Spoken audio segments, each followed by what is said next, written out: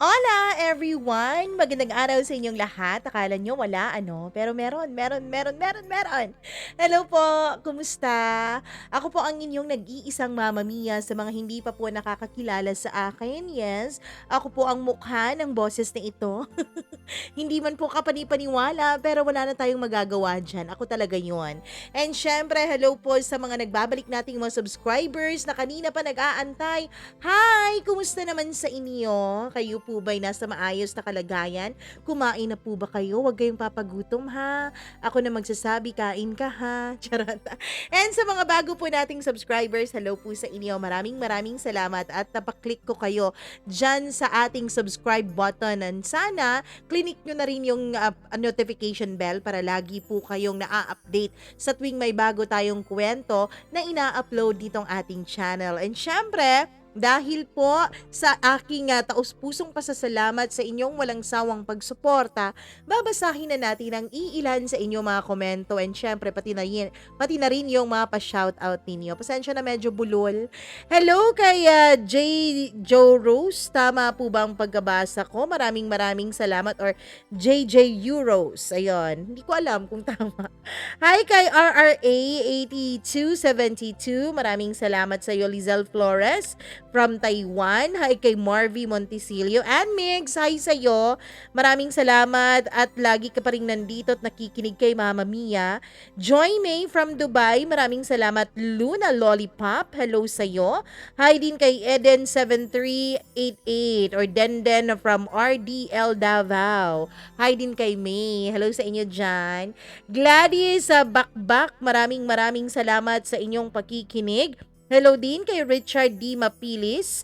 Maraming salamat. Remedios Barakil, Gladys, ayan, Christina Season, Chazi Chai, Dins Lumigid, maraming salamat. Gerald Dre Benito, ang ambisyosang singer. Oo, ayos lang yun.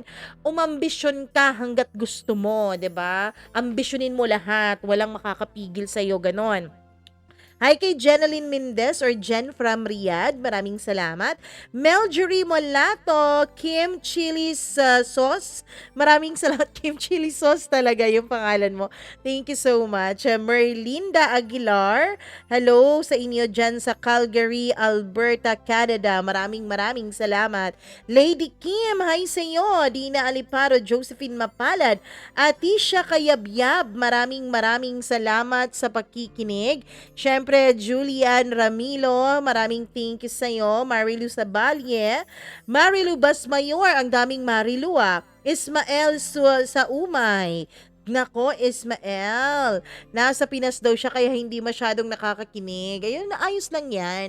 Basta't kapag may libre, di ba, kung gugustuhin mo, why not? Diba? Andito lang naman itong mga kwento natin, hindi naman to aalis Charot. Marilyn Castillo, maraming salamat. Reynaldo De Vera, Liza Chen, Elizabeth Lagunday, maraming thank you sa'yo. Judith McGovern, thank you so much. Maria Elena Abe, hello din kay Ronnie Dioso, maraming salamat. User GB3UN, maraming salamat sa'yo. Merchie Vlog Bukalig, hi ma'am! Thank you so much sa pakikinig. Kahit na minsan ay hindi ko na sa shoutout ang inyong mga pangalan, ay hindi nyo pa rin ako iniiwan. Maraming salamat. Jackie Lupinia Flor, thank you so much. Leonie Hisho, hello din sa mga taga Barutak, Nueva Iloilo. Maraming salamat, Helen Bacaron. And sa BFF niyang si Sonny Fahura from Laguna Troops. Maraming thank you. Rowena Perez, salamat po sa inyo. Hello din kay Puriza Carlos. Maraming salamat. Ruchel Versosa from Saudi Arabia. Maraming salamat. Viva OFWs. Gimaras Girl Jessica Cruta. I'm not safe. Hello sa'yo. Sana safe ka. Jaime Rodriguez, Marilu Bacusas, Marilu Cabusas, maraming salamat. Christy Dimitrial at sa lahat po ng nakikinig sa atin, thank you so much sa inyong walang sawang pagsuporta nitong ating channel. Huwag na po nating patagalin dahil alam kong excited na kayo para sa kwento ngayong araw, kaya eto na po ang inyong inaabangan, ang paborito niyong programa, ang Dear Mama Mia.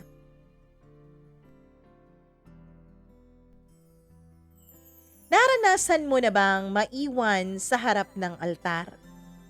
Naranasan mo na ba kung paano saktan ng taong sa tingin mo noon ay iyong mapagkakatiwalaan? Ng taong akala mo ay mag-aahon sa iyo sa hirap. Yun pala, siya rin ang maglulugmok sa iyo sa kahirapan. Pero paano kung pinipilit mong bumangon? Kaya lang kung kailan medyo okay ka na, doon naman bumabalik ang bangungot ng kahapon. At sa pagkakataong ito, hindi na buhay mo ang sisirain nito. May gagawin ka ba para pigilan ang bangungot na yon? O hahayaan mo na lang para wala nang maging gulo pa sa iyong kapaligiran? Dear Mama Mia, hello po sa inyong lahat, lalo na sa iyo Mama Mia at sa mga tagapakinig ng inyong programa. Maraming salamat po dahil sa inyong programa ay nagkaroon ako ng lakas ng loob para may mapaghingahan naman ako ng aking nararamdaman ngayon at ng aking dinadala ngayon. Oh Mama Mia, medyo mabigat po kasi ang desisyon na kailangan kong gawin. At nagbabakasakali ako na kapag nakapagsulat ako sa inyo at nabasa nyo ito sa ere, ay meron na po akong makukuhang magandang solusyon sa problemang kinakaharap ko ngayon. Mama Mia, itago nyo na lamang ako sa pangalang Vilma. Isa po sa mga suki ninyo na araw-araw talagang nakikinig ng inyong programa. Naisipan ko pong sumulat sa inyo para malaman ng lahat kung gaano ba kabigat ang aking pinagdadaanan. Simulan natin ang kwento ko nung mga panahon na masaya pa ang buhay ko. This was after I graduated college. Nung matapos po kasi ako mag-graduate ng college ay nakilala ko po si Mike. Isang lalaki na naging porsigido sa akin. Nung una ay hindi ko gusto si Mike. Meron kasi siyang reputasyon sa mga kaibigan ko na may pagka-playboy daw siya. Si Mike kasi Mama Mia ay friend din ng isa ko pang friend.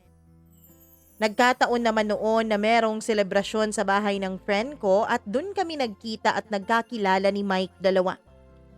Sa unang pagkakataon nung magkakilala kami ay napapansin ko talaga ang iba niyang pagtingin sa akin.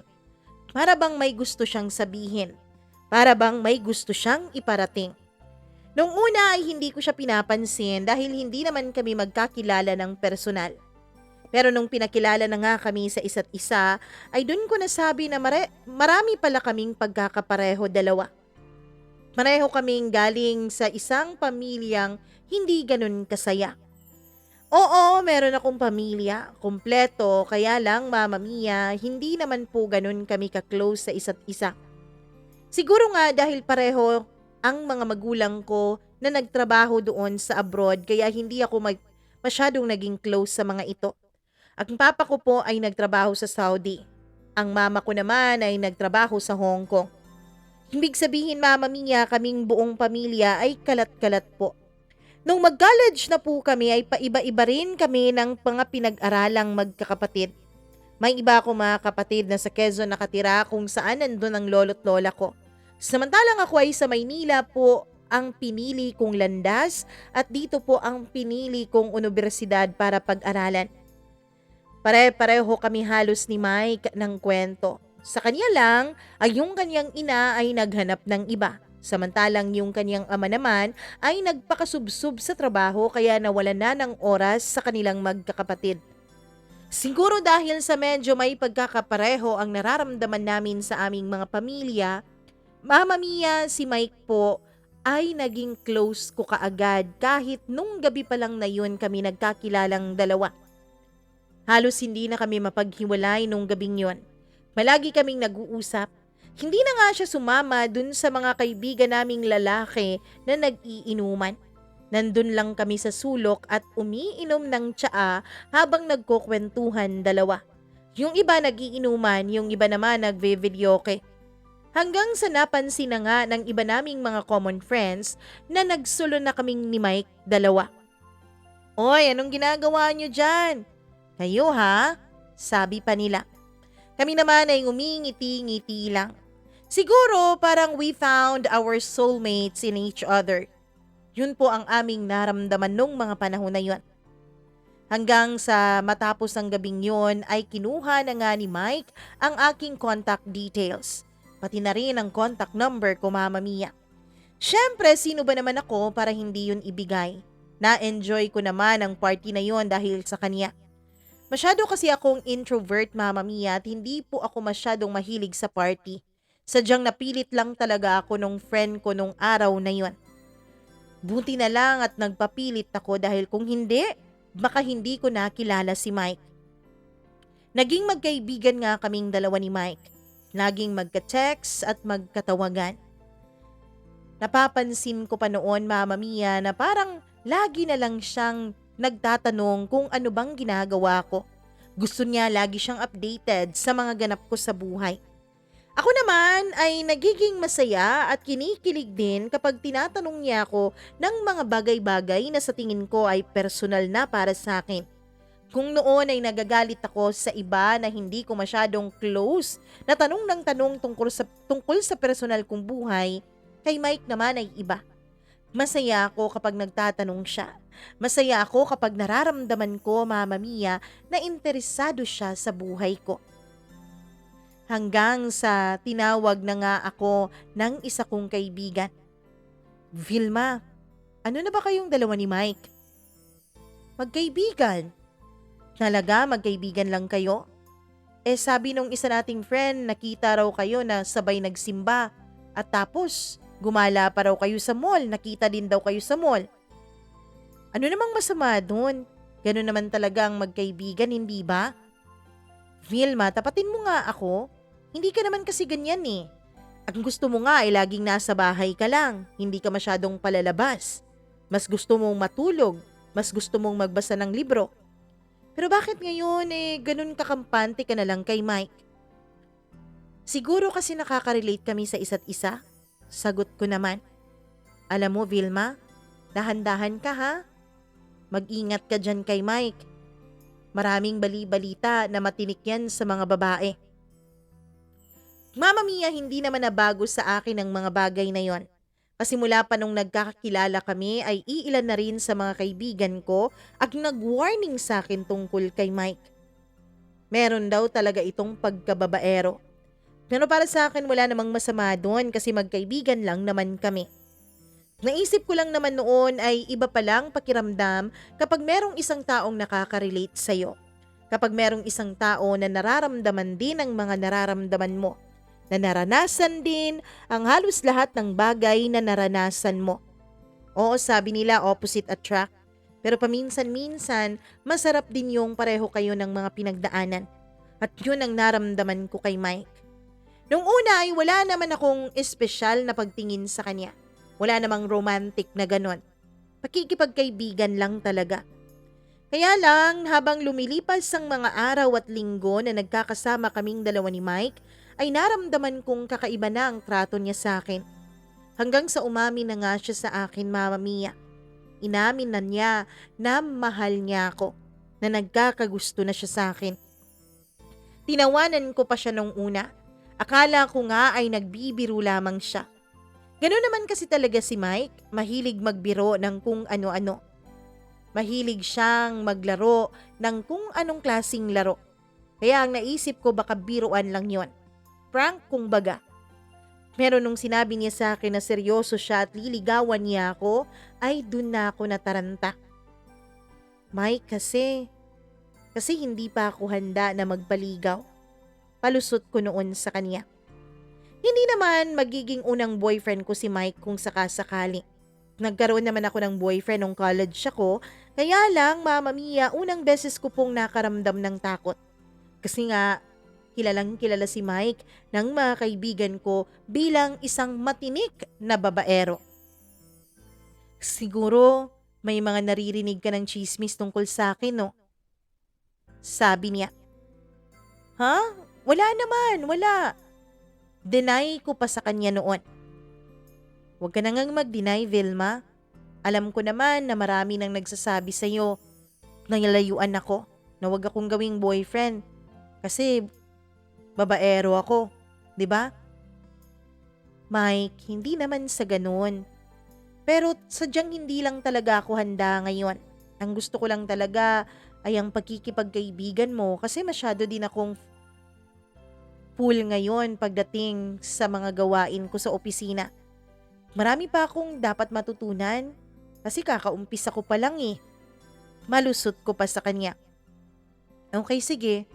Tatanggapin ko yung sinabi mo kahit alam ko naman na hindi yan yung totoo. Pero sana wag mo akong iwasan. Sana wag kang lumayo sa akin. Sana ipagpatuloy pa rin natin ang ating pagiging magkaibigan. Mama Mia, dahil wala naman akong rason para iwasan si Mike, ay tinupad ko ang kahilingan niya. Tinupad rin naman niya ang sinabi niyang hindi na niya ako kukulitin pa tungkol sa kanyang nararamdaman. Hayaan ko lang daw siya na ipakita sa akin ang kanyang tunay na pagkatao. Ewan ko Mama Mia, mas lalo tuloy akong nalito nung ginawa ko yon. Kasi nga, habang dumadaan ang panahon ay napapansin at nakikita kong parang sincere naman si Mike sa akin. Wala naman siyang ibang niligawang babae o wala naman siyang ibang karelasyon habang nagiging close kaming dalawa. Ang totoo niyan, ako lang ang babaeng pinagkakaabalahan at binibigyan niya ng panahon. Kaya naisip ko, baka naman nagbago na si Mike. Ganun naman talaga, hindi ba? Lahat naman siguro ng lalaki ay dumaan sa phase ng kanilang buhay kung saan gustong-gusto nilang maglaro at gustong-gusto nilang may marami silang babae. Nakaka-boost ng ego kumbaga. Pero baka naman dumating na rin sa kanyang maturity age si Mike. Baka nagbago na rin siya. Unti-unti hindi ko namamalayan Mama Mia na binubuksan ko na pala ang puso ko kay Mike. Hanggang sa isang araw ako na ang nagtanong sa kanya. Mike, totoo ba talaga yung mga nababalitaan ko na chick boy ka raw? Na marami ka raw babae?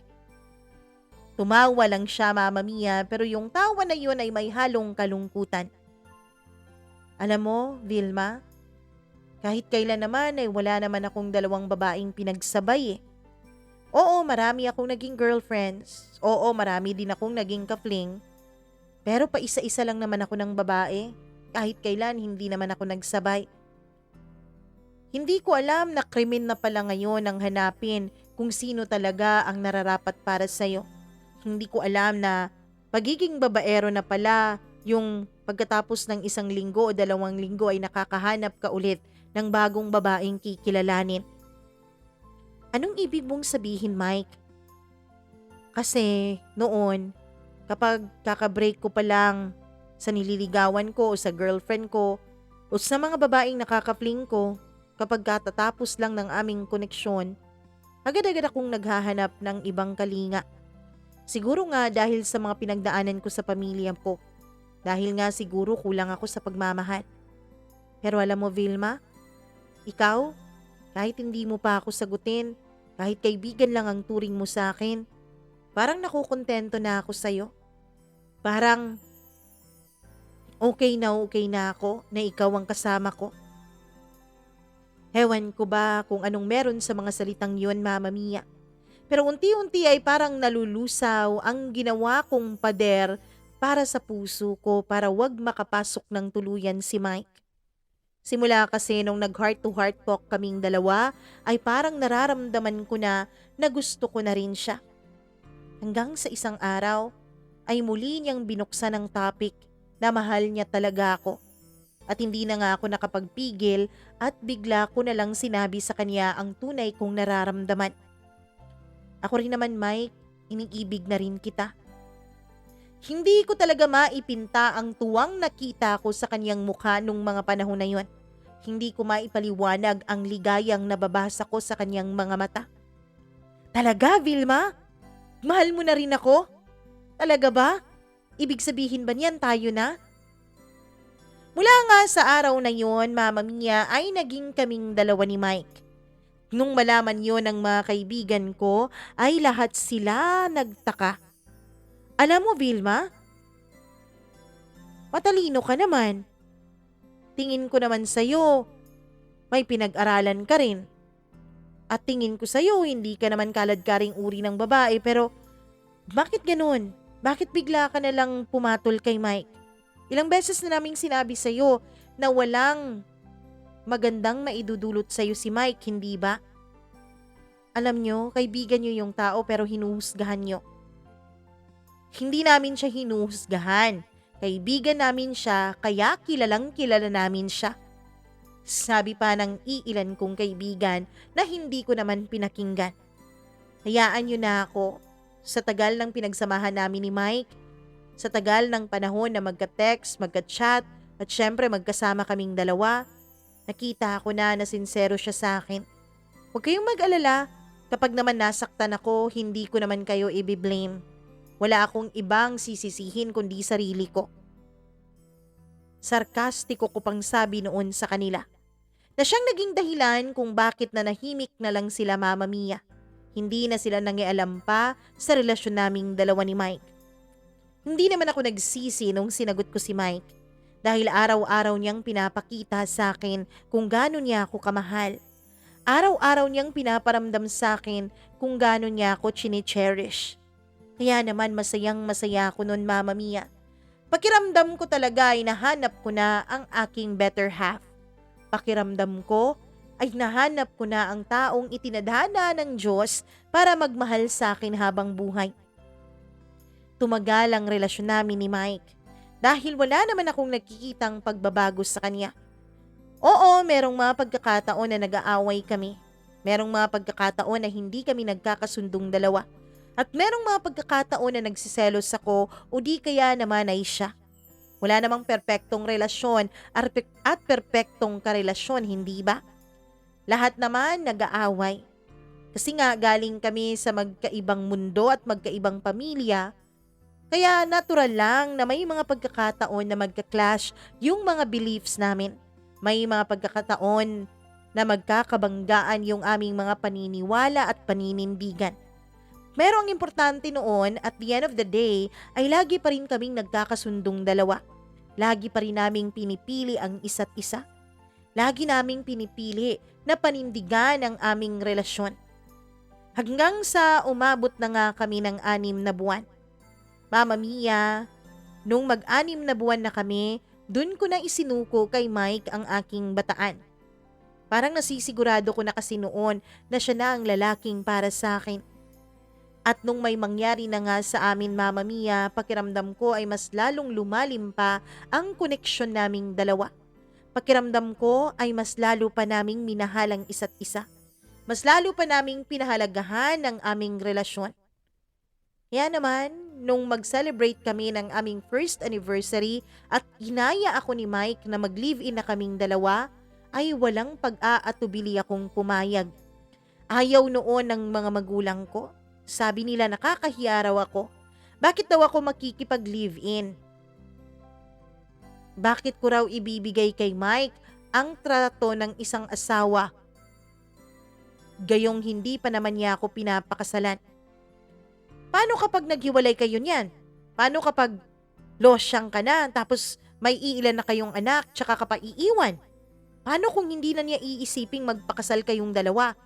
Dahil nga, nakukuha na niya yung benepisyo bilang asawa kahit hindi ka pa niya pinapakasalan. Rat-rat pa noon ng bunganga ng mama ko. Kahit anong sabihin nila ay wala akong naging pakialam. Alam ko ang desisyon ko. Ako ang mas nakakakilala kay Mike. Ako ang mas nakakaalam kung anong klaseng tao siya. At Mama Mia, gustong-gusto ko na ring mas makilala pa ang boyfriend ko nung mga panahon na yon. Kaya hindi ako nagpatinag sa kanilang mga sinasabi.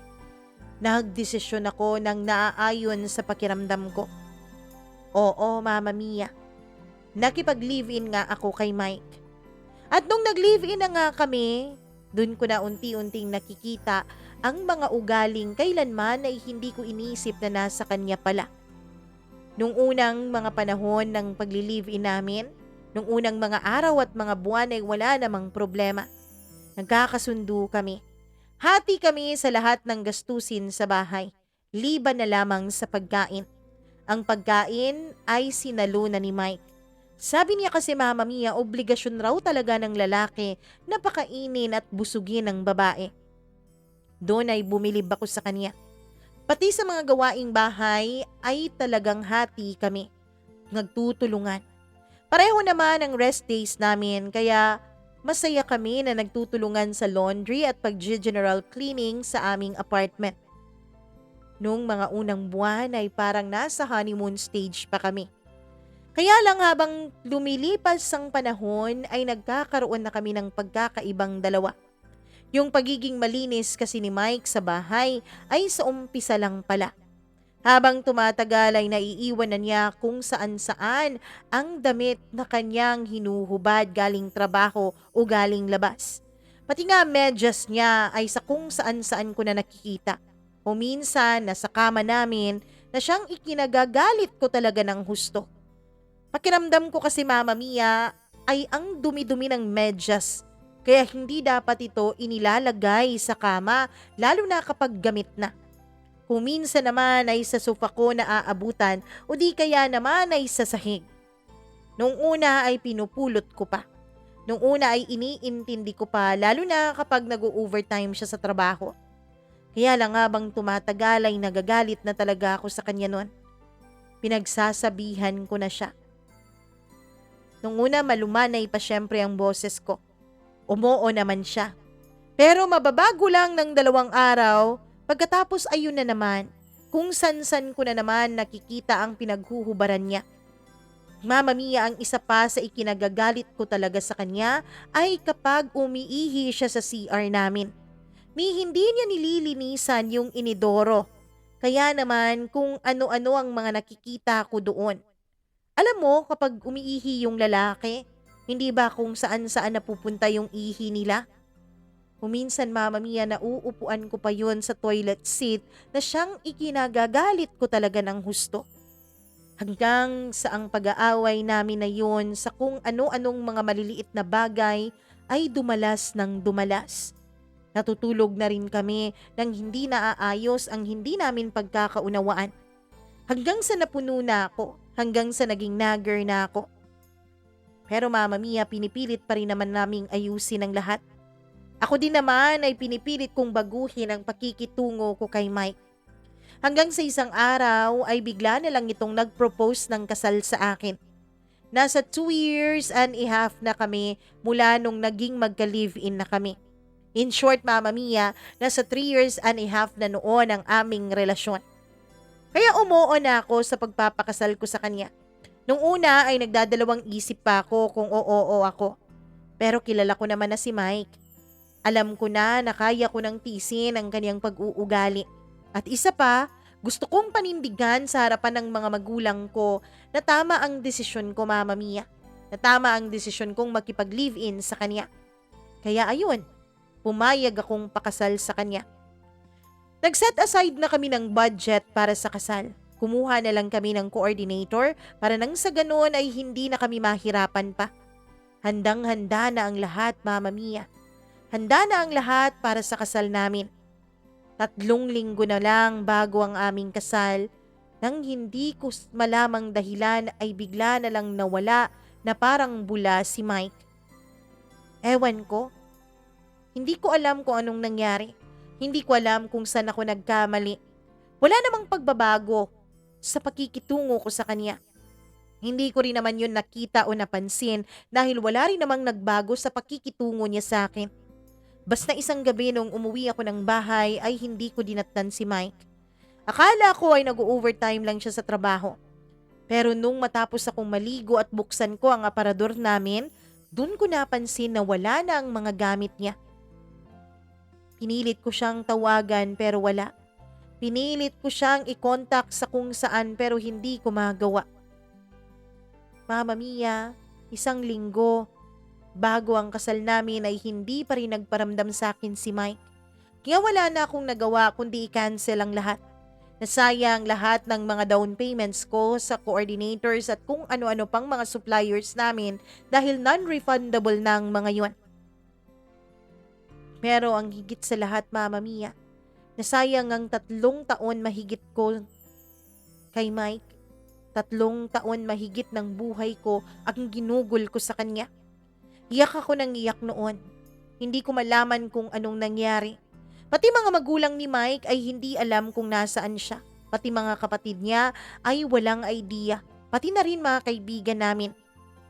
Hanggang sa isang araw, 3 buwan matapos ang pang-i-Indian niya sa akin at pang-iiwang bigla, ay nag-email siya sa akin, Mama Mia.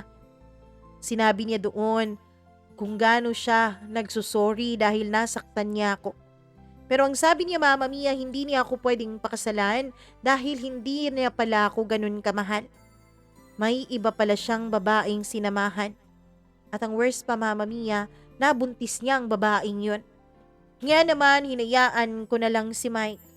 Kasi nung nag-reply ako dun sa email niya, hindi naman na siya sumagot pa. Nag-reply ako at sinabi kong kung pwede magkita kaming dalawa. Dahil deserve ko naman na tratuhin ng maayos kahit pa iiwanan na ako.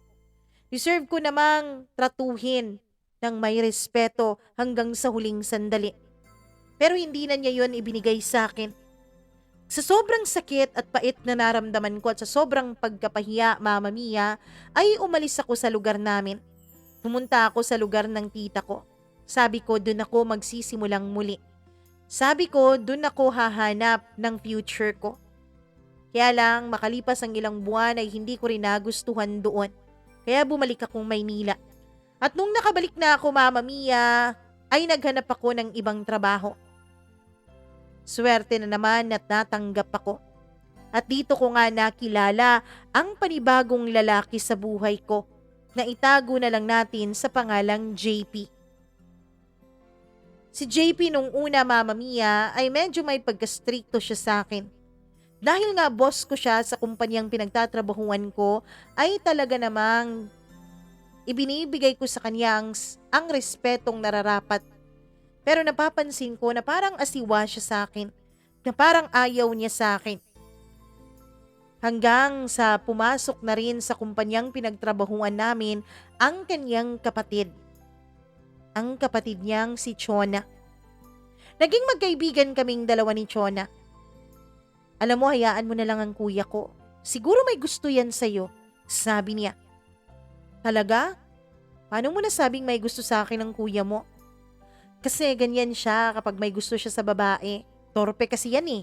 Hindi nakakapagsabi ng kanyang nararamdaman. Akala ko ay biro-biro lang yun ni Chona. Pero Mama Mia, nung isang December, dahil nagkaroon nga ng Christmas party sa kumpanyang pinagtatrabahuan namin, ay nakainom na ang lahat. Papauwi na ako dahil gabing-gabi na rin yon at tapos na ang party nung biglang may nagsalita sa likuran ko. Uwi ka na ba, Vilma? Gulat na gulat ako dahil si JP yun.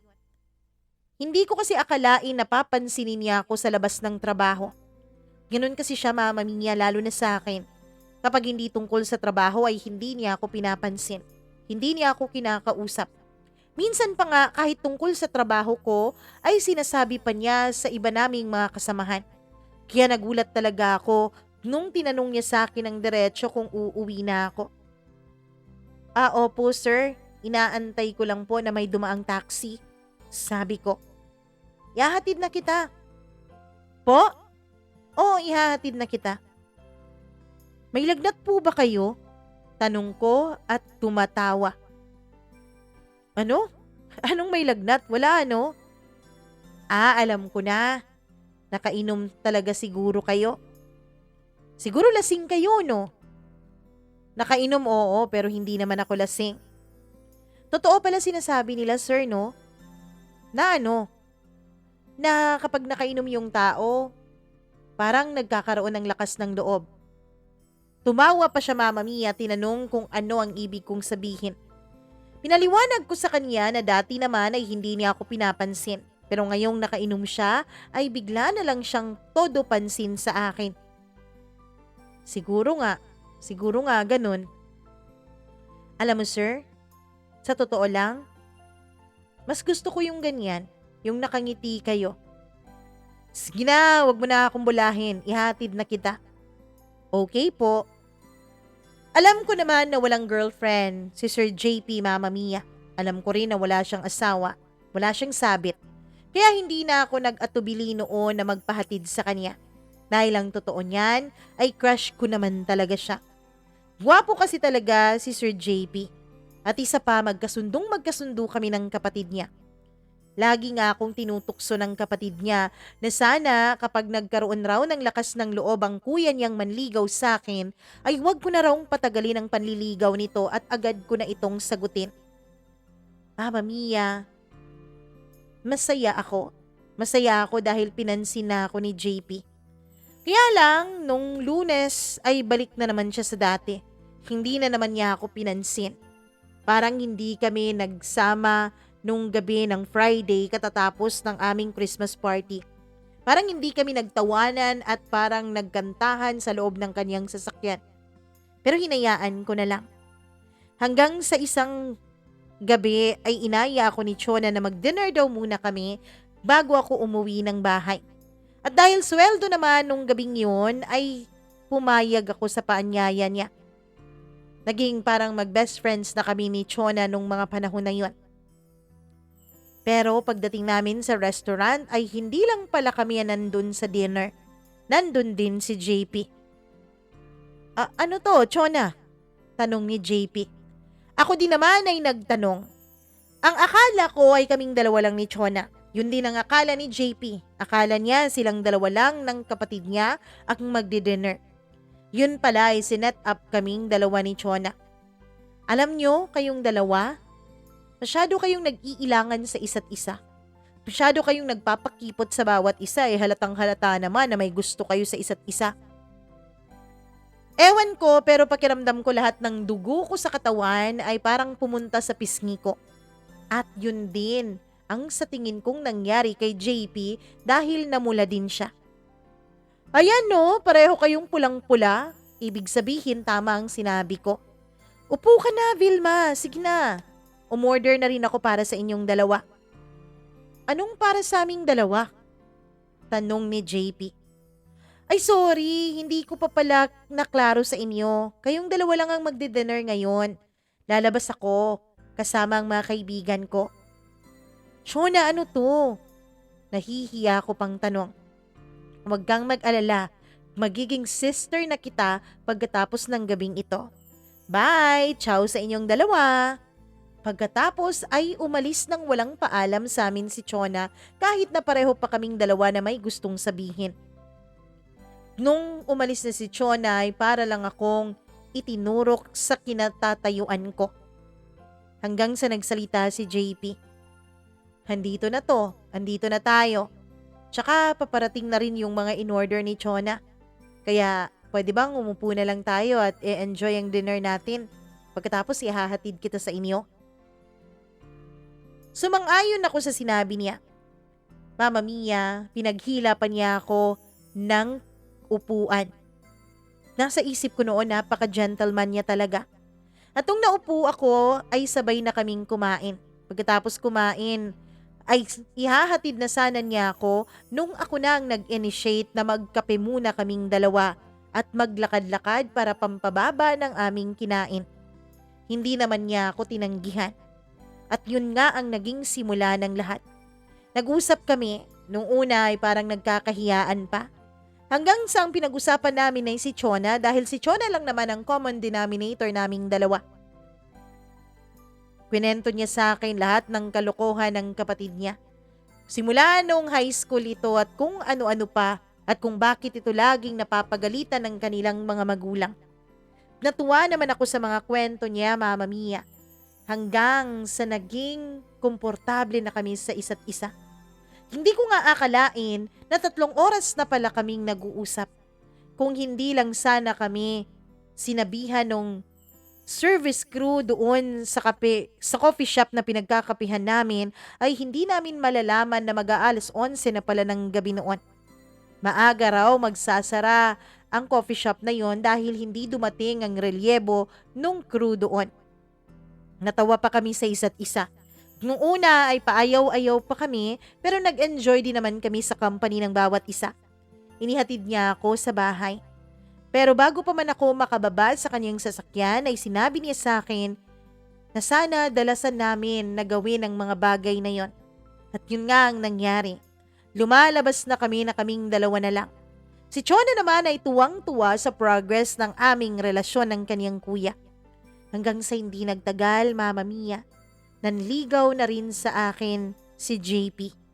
Hindi ko na rin pinatagal pa ang kaniyang panliligaw at sinagot ko na rin siya. Naisip ko noon, Mama Mia, siguro si JP ang makakatulong sa akin para tuluyan ko nang makalimutan si Mike. Siguro si JP ang sagot ng mga panalangin ko. Noong mga panahon kasi na yon, kahit na okay na ako, kahit nakakangiti na ako, kahit tumatawa na ako, ay hindi pa rin ako masyadong okay. Naisip ko pa rin ang katraidorang ginawa sa akin ni Mike. Pero pagkatapos kong sagutin si JP, Mama Mia, ay masinsinan akong kinausap ni Chona. Alam mo namang gusto talaga kita, Vilma, hindi ba? Kaibigan nga kita eh. Best friend ang turing ko sa'yo. Oo naman. Kaya naman sana, Vilma, sana wag mong saktan ng kuya ko. Galing na yan sa isang napakamapanakit na relasyon. Akala nga namin hindi na yan magmamahal ulit eh. Kaya nga nung makilala kita, nung nakita ko kung paano katignan ni kuya, nung nakita ko kung paano siya sa'yo, doon ko nakitang pwede pa palang magmahal ng bagong babae ang kuya ko. Ibinuhos niya kasi ang kanyang pagmamahal dun sa ex niya, pero niloko lang siya. Pagkatapos ng pag-uusap namin na yon ni Chona ay medyo nakonsensya ako, Mama Mia. Paano nga pala kapag hindi ako tuluyang gumaling mula sa sugat na dinala sa akin ng ex kong si Mike? Paano kapag hindi ko tuluyang mamahalin si JP? Mabait si JP, Mama Mia. Hindi ko naisip na baka masaktan siya. Ang inisip ko lang nung panahon na sinagot ko siya ay crush ko siya, na gusto ko siya. Tapos gusto ko na ring tuluyang mag-move on mula sa masakit kong nakaraan, mula sa pang-iiwan sa akin ni Mike. Hindi ko na alam noon kung paano pa ako hihindi kay JP. Hindi ko na alam kung paano ko pa pipigilan ang pagkahulog niya ng husto sa akin. Nung una, Mama Mia, ay pinakita ko sa kanya lahat ng mga pangit kong ugali. Pati nga hindi ko ugali ay inugali ko. Yung pagiging maldita, yung pagiging demanding, pinakita ko yun lahat sa kanya. Para lang siya na mismo ang humiwalay sa akin. Para lang siya na mismo ang mang-iwan at siya na mismo ang umayaw. Pero hindi nangyari yon. Ewan ko ba? Matatag at malakas talaga itong si JP. Hindi niya ako iniiwan kahit pinakita ko na sa kanya ang worst na posibleng maging ugali ko. Nisip ko na noon. Instead na gawin ko ang lahat para iwanan ako ni JP, bakit hindi ko na lang gawin ang lahat para mahalin ko siya ng tuluyan? At yun nga ang ginawa ko. Tinignan ko lahat ng mga mabubuti niyang asal. Unti-unti, Mama Mia, ay nakikita ko naman kung gaano ako kaswerte dahil minahal ako ng isang JP. Nakikita ko naman kung gaano ako pinagpala. Siguro nga tama ang sinasabi ng iba, na pagkatapos ng napakalaki mong heartbreak ay ibibigay sa'yo ang pinakamasaya at pinakamasarap magmahal na tao. At yun nga ay si JP sa akin. Pero biglang bumalik lahat ng trauma ko, Mama Mia, nung pagkatapos lang ng 1 taon naming relasyon ay nag-propose agad ng kasal sa akin si JP. Hindi ko alam noon kung hihindi ba ako. Pero nung iisipin ko nang hindi ako papayag ay biglang pumasok sa utak ko lahat ng pinag-usapan naming dalawa ni Chona, ng kapatid ni JP, na wag ko raw sakta ng kuya niya. Wala na siguro akong mahahanap pang iba. Wala na akong mahahanap pang kasing bait ni JP. Wala na akong mahahanap na lalaki na katulad niya na paninindigan ako hanggang huli. Kaya umoo ako. Inaccept ko ang kanyang marriage proposal.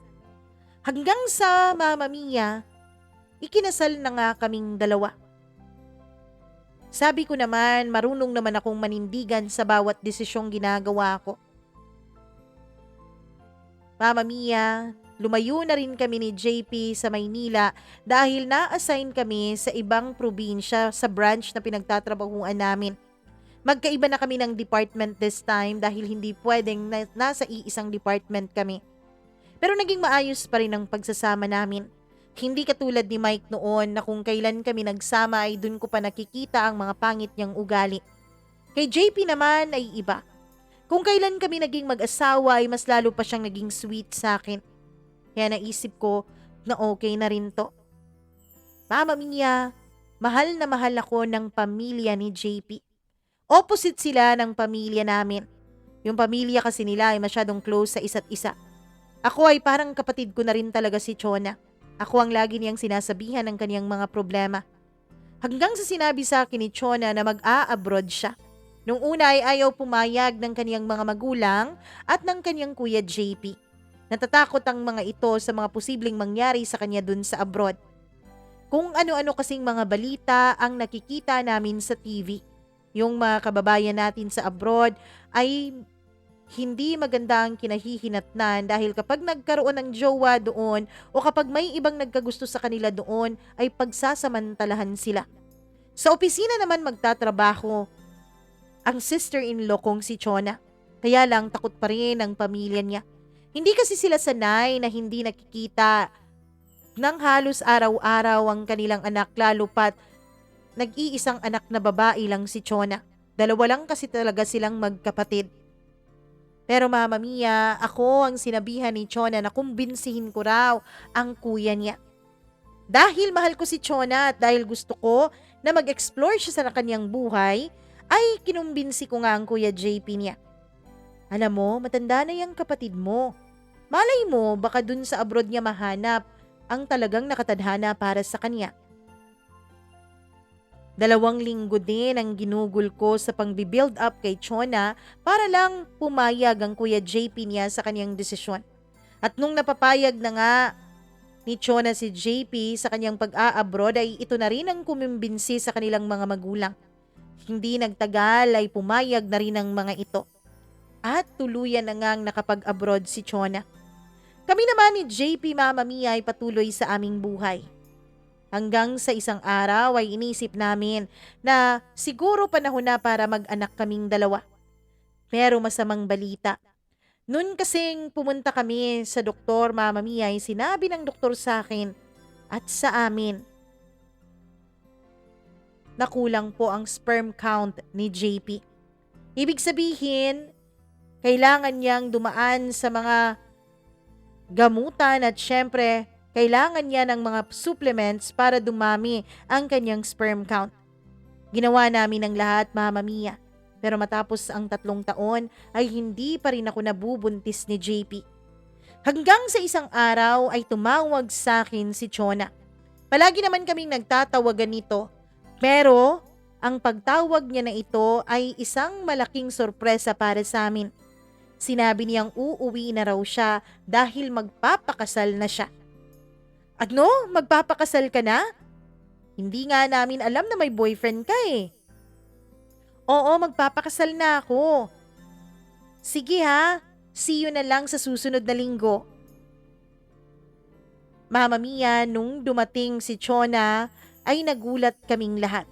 Nagulat sila ang mga magulang niya at si JP dahil may bit-bit na itong fiancé. Ako naman ay hindi na nagulat na may fiancé siya. Kasi ako naman ang una niyang sinabihan na magpapakasal na siya. Kaya lang ang ikinagulat ko Mama Mia ay kung sino ang fiancé niya. Totoo pala ang sinasabi nilang lahat. Maliit lang pala talaga ang mundo. Dahil ang fiancé ng sister-in-law ko ay walang iba kundi ang lalaking nang iwan sa akin noon sa ere. Ang lalaking ipinagpalit ako sa ibang babae at nambuntis pa talaga ng iba. Oo. Si Mike ang fiancé niya. Gulat na gulat din si Mike nung makita niya ako. Mama Mia, gustong-gusto kong sabihin kay Chona noon ang totoo na ex ko si Mike. Kaya lang nakita ko ang ningning sa kanyang mga mata. Nakita ko, Mama Mia, na mahal ni Chona si Mike. Kaya hindi na lang ako kumibo. Nagulat pa nga noon ang asawa ko na si JP kung bakit wala akong kibo nung dinner na yon. Nagulat ka rin ba dahil may fiancé na si Chona? Akala ko best friend kayong dalawa eh. Akala ko nga sinabihan ka na niya. Hindi naman. Hindi naman ako nagulat dahil oo, tama ka. Sinabihan na niya ako nung 1 linggo pa. Sinabihan ka na pala niya, pero bakit parang ang tahi-tahimik mo kanina habang nagdi-dinner tayo? Bakit parang awkward ka? Ano? Wala naman, di naman ako awkward. Sabi ko. Mama Mia, alam ni JP ang naging kwento ng buhay ko. Pero hindi niya alam ang pangalan ng naging ex-fiancé ko noon. Hindi niya alam na si Mike yun. Hindi ko rin alam nung mga panahon na yun kung sasabihin ko kay JP. Kung sasabihin ko kasi sa kanyang totoo, ay baka siya pa ang pumigil sa kaligayahan ng kapatid niya. At ayokong maging kontrabida sa buhay ni Chona. Ayokong ako pang maging dahilan para masaktan ng sister-in-law/best friend ko. Naging best friend ko na talaga si Chona, Mama Mia, at parang naging kapatid ko na rin siya. Hinayaan ko silang magplano ng kanilang kasal. Ang akala ko ay ganun din si Mike. Ang akala ko ay ang gusto ni Mike ay wag ko na lang sabihin kay Chona ang totoo. Pero hindi pala yun, Mama Mia. May ibang plano pala si Mike. Gulat na lang ako isang araw nung bigla itong dumating sa bahay namin. Wala noon ang asawa kong si JP. Pareho naming day off nung mga panahon na yun, pero umalis si JP at sumama sa kanyang mga kaibigan. Mike, bakit ka nandito? Tanong ko. At saka, paano mo nalaman tong bahay namin? Si Chona, gusto niya kasi na pumunta ako dito para mag-bonding kami ng kuya niya. Nandyan ba si Mike? Nandyan ba si JP? Tanong ni Mike. Wala si JP kaya makakaalis ka na. Ano? Wala siya? Sakto naman pala ang timing ko. Pwede bang pumasok sa loob? Mike, wala dito ang asawa ko. Hindi magandang nagpapapasok ako ng ibang lalaki dito sa pamamahay namin habang wala siya. Hindi naman ako ibang lalaki eh. Magiging brother-in-law mo na rin ako, sabi niya. Nagpumilit siyang pumasok kaya hinayaan ko na lang. Nung makaupo siya sa may sala ay bigla niya akong kinamusta. Kamusta ka na? Napakaganda mo pa rin, Vilma. Mike, ano ba to? Ano bang gusto mong mangyari? Nakita ko kasi nung gabing pinakilala ako ni Chona sa inyong lahat, nakita kong apektado ka pa rin sa presensya ko. Hanggang ngayon ba, mahal mo pa rin ako? Napatawa ako noon. At sinabi kong ang kapal ng mukha niya para itanong yun. Magiging asawa ka na ni Chona. Kaya pwede ba? Kung anumang namagitan sa atin noon, ay kalimutan mo na. Hindi basta-bastang makakalimutan yun, Vilma. 2 taon mahigit tayong nagsama sa iisang bubong. 2 taon tayong mahigit na parang naging mag-asawa at mahigit 3 taon tayong nagmahalang dalawa.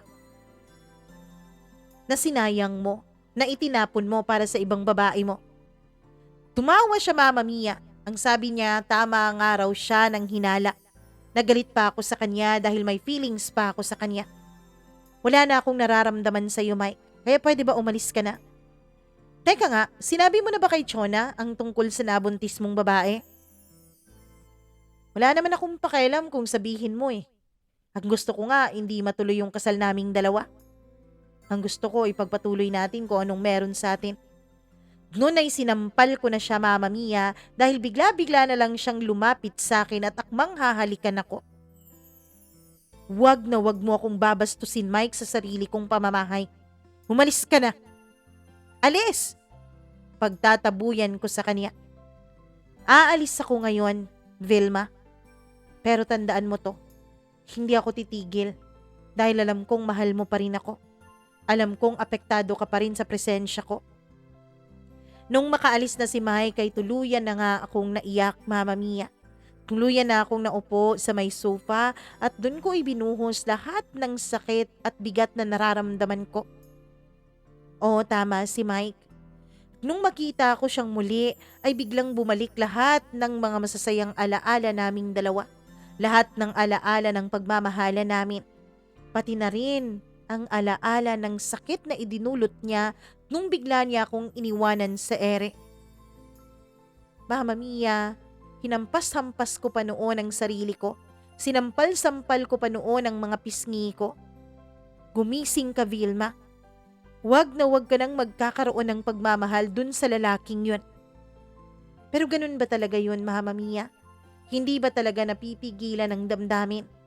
Kasi kahit anong sabi ko sa sarili ko, na wag ko nang mamahalin si Mike, ay hindi ko pa rin magawa. Nagsusumigaw pa rin ang puso ko na siya lang ang itinitibok nito. Mama Mia, plinano ko na noon na sabihin kay Chona ang totoo. Pero paano? Hindi alam ni Chona ang tungkol kay Mike. At mas lalong hindi pala alam ni Chona na nagkaroon ito ng ibang babae at nabuntis pa nito. Iniwanan din pala ito ni Mike. Hanggang sa tuluyan na ngang nagpaplano si Mike at si Chona ng kanilang kasal. Pero dahil ako ang ginawang matron of honor ni Chona, Mama Mia, ay lagi niya akong kasama sa pagpre-prepare ng kanilang kasal. At kapag alam ni Mike na kasama akong pumupunta dun sa mga kanilang coordinators at kung ano-ano pa, ay sumasama din siya. Kapag nagkakaroon ng pagkakataon ay kinakausap ako ni Mike. Naaalala mo pa ba noon, Vilma? Nung mga panahon na nagpaplano tayo ng kasal natin? Mama Mia, haamin na rin ako sa inyo. May isang pagkakataon din na may nangyari ulit sa aming dalawa ni Mike. O alam ko, tanga ako, boba ako. Pero hindi ko lubos akalain noon na mangyayari yun sa aming dalawa. Meron kasi noong meeting, ang parang mga bridesmaid, best man at kung ano-ano pa para sa kasal nila. Pero hindi nakarating si Chona dahil tinawagan ito ng kanyang ina para kunin na ang gown nito. Si JP naman ay hindi din nakarating, Mama Mia, kasi meron siyang overtime sa office namin. Pinauna niya lang ako dun sa venue ng meeting. Ako naman ay nauna doon dahil hindi ko alam na hindi pala makakarating si Chona. Nung pagdating ko doon ay si Mike ang nandun at ang iba pang mga groomsmen at bridesmaid. Sinabi niya na hindi raw makakarating si Chona kaya kami na lang ang magmi-meeting. Sabi daw ni Chona sa kanya kung ano raw ang desisyon niya ay yun na raw ang masusunod. Nag-meeting naman kami. Sinabihan ako noon ng asawa kong si JP na antayin ko raw siya. Natapos ang meeting ay hindi pa rin nakarating si JP. Tinetext ko siya at chinachat pero wala siyang reply. Naisip ko na huwag muna akong umalis dun sa meeting place o sa venue namin ng meeting dahil baka biglang dumating ang asawa ko. Nakauwi na ang lahat. Akala ko nga nakauwi na si Mike. Pero biglang bumuhos ang malakas na ulan. Nandun pa pala si Mike, Mama Mia, at naninigarilyo lang sa labas. Bigla itong pumasok nung bumuhos ang malakas na ulan. Nasa isang restaurant kami noon. "Hihatid na lang kita sa inyo," sabi niya. Hindi na. Aantayin ko na lang ang asawa ko, sabi ko. Pero biglang tumawag si JP. Sabi niya ay baka matagalan daw siya sa opisina dahil meron pa silang hinahanap na parang funds sa office na nawawala. At baka raw hindi siya makakauwi nung gabing yun. Sabi ko okay lang, ako na lang mag-isang uuwi. Pero bigla niya palang itinext si Mike, Mama Mia, at sinabi nitong kung pwede raw ba nila akong ihatid. "Ihahatid na kita," nag-text sa akin asawa mo. Pinakita pa sa akin ni Mike ang text ni JP. Kaya wala akong nagawa noon, Mama Mia. Sumakay ako sa kotse ni Mike. Pero habang nasa kotse kami ay wala kaming ibang ginawa kundi pag-awayan ang lahat ng mga nangyari sa amin noon. Hanggang sa napaiyak na lang ako. Binuhos ko sa kanya lahat ng hinanakit ko. Siya naman, Mama Mia, ay tinigil ang sasakyan sa gilid ng kalsada. Pagkatapos ay tinanggal niya ang kanyang seatbelt at lumapit siya sa akin. Hinawakan niya ang kamay ko. Niyakap niya ako at pinatahan sa pag-iyak ko. Ibinuhos ko kasi lahat ng sakit na pinaramdam niya sa akin noon. Mama Mia, habang humihikbi ako ay bigla na lang akong hinalikan ni Mike. Ewan ko kung anong nangyari. Humalik na lang ako pabalik sa kanya. Ang totoo niyan kasi ay hanggang sa mga panahon na yun ay mahal ko pa rin si Mike. Mama Mia, hindi kami dumiretso ng uwi. Bagkus ay pumasok kami sa isang motel at doon may nangyari sa aming dalawa. Pagkatapos noon ay nakatulog si Mike. Ako naman ay lumabas na. Guilty ako noon. Pumara ako ng taxi at umuwi sa bahay namin. Blinak ko rin ang number ni Mike. Naligo ako at kinuskos ang buo kong katawan dahil nahihiya ako noon sa ginawa ko. Nagigilty ako noon sa pagkakasala ko sa asawa ko at sa mapapangasawa ni Mike na best friend at sister-in-law kong si Chona. Umiyak ako ng umiyak noon. Pagkagising ko ay dumating na ang asawa ko. Mas lalo pa akong nag-guilty, Mama Mia, nung may bitbit siyang pagkain na pang breakfast naming dalawa. Sasamahan muna kitang mag-breakfast, mahal, bago ako matulog, sabi niya. Hindi pala ako papasok ngayon sa opisina. Alam na ng lahat kasi nga inumaga na kami.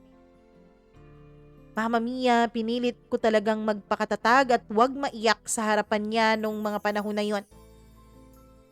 Pagdating ko sa opisina ay wala ako sa sarili ko habang nagtatrabaho nung bigla akong tinawag ng isang kasamahan ko dahil nandoon daw si Mike.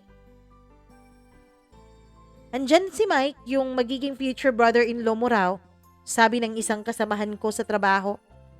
Talaga? Oo, sabi niya may dala raw siyang pagkain para sa'yo. Ayoko naman na magtaka ang mga kasamahan ko sa trabaho at kung pagmulan pa yun ng kung ano-anong chismis. Kaya nilabas ko si Mike. Mama Mia, mariin kong sinabi sa kanya na kalimutan na namin ang mga nangyari. Hinding-hindi ko iiwanan ang asawa ko para sa'yo. Hindi ko sasabihin kay Chona ang mga nangyari. Pero sana ikaw na ang humiwalay sa kanya. At sana wag mo nang guluhin ang mga buhay namin. Hindi ko hihiwalayan si Chona kung hindi ka sasama sa akin. Pakakasalan ko siya para nasa iisang pamilya pa rin tayong dalawa.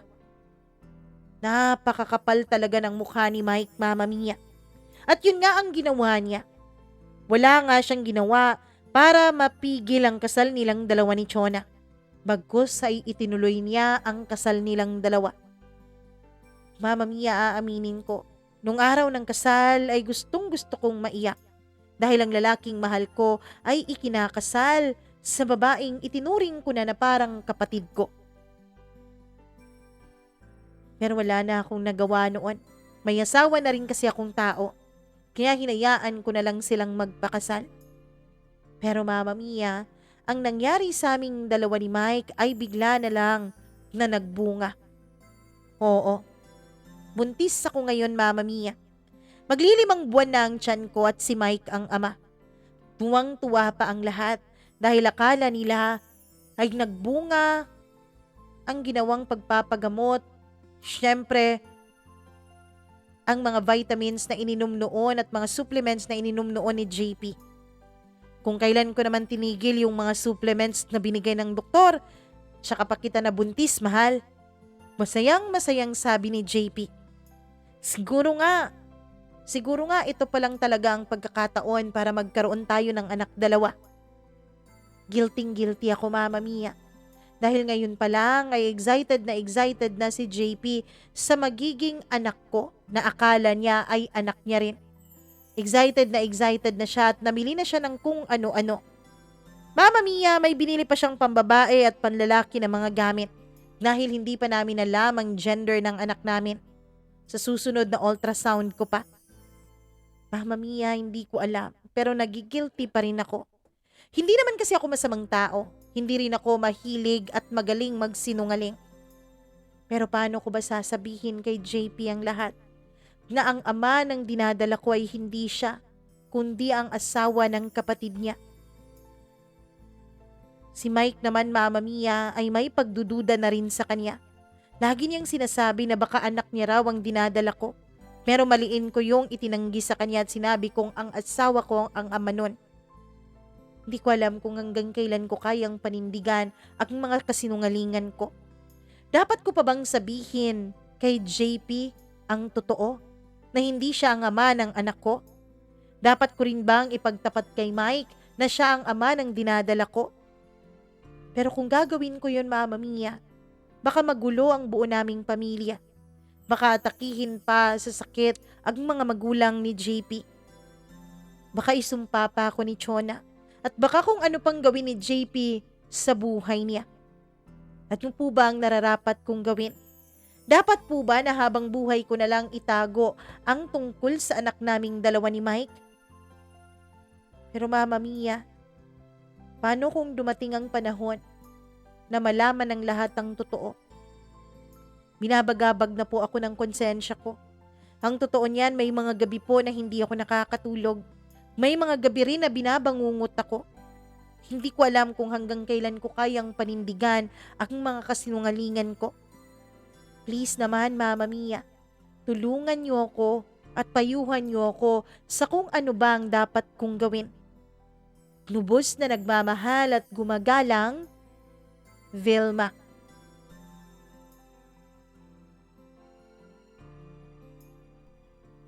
Eto na naman tayo sa mga komplikadong relasyon at komplikadong sitwasyon. Vilma, Vilma, Vilma. Ano nga ba ang dapat mong gawin, girl? Hindi ko rin alam. Hindi ko alam kung dapat mo bang sabihin ang totoo. Pero kasi talaga naniniwala ako na wala talagang lihim na hindi na ibubunyag pagdating ng panahon. Para sa akin, Vilma, sabihin mo na unang-una sa asawa mo ang totoo. Tapos, sabay kayong magdesisyon kung ano ba ang dapat nyong gawin sa sitwasyon ninyo. Huwag kang matakot. Hindi ka naman siguro papatay ng asawa mo, di ba? O kung natatakot ka talaga, aminin mo na lang sa isang lugar kung saan hindi kayo makakapagsulo. Sa restaurant, basta yung may ibang tao. Para kung sa ganun, kung anumang mangyari, ay may makakapagpigil, di ba? May aawat sa kung ano mang pwedeng mangyari. Para sa akin, you owe your husband the truth. Sabihin at aminin mo sa kanya ang totoo. At sabay niyong pagdesisyonan kung dapat bang malaman ni Chona at ni Mike ang katotohanan.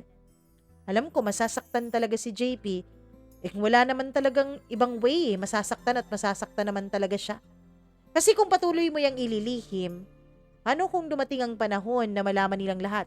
Paano kung isilang mo yung bata tapos manang-mana kay Mike? At nung magagawa mo dun, di ba? Paano kung para silang pinagbiyak na bunga, ganon? Di mas lalong magiging komplikado ang lahat. Buti pa ngayon, hayaan mong samahan ka ng asawa mo sa pagdedesisyon kung ano ba ang dapat. Aminin mo sa kanya ang lahat ng totoo. Hindi mo naman siguro siya iiwanan, di ba? Kasal na kayong dalawa eh. Yun ang maipapayo ko at sana magdasal ka rin sa kung ano ba ang gusto ng Diyos na ipayo sa'yo at ang gusto ng Diyos na gawin mo. At sa lahat po ng nakikinig ngayon sa kwento ni Vilma, si Chona naman tuloy, kwento ni Vilma, sana payuhan niyo siya, beware at iwasan natin gumamit ng mga profane language at mga masasamang salita, okay? Be gentle with your comments and comment down below your advice sa ating letter sender. At kung nagustuhan nyo rin ang kwentong ito, please do like and share this video.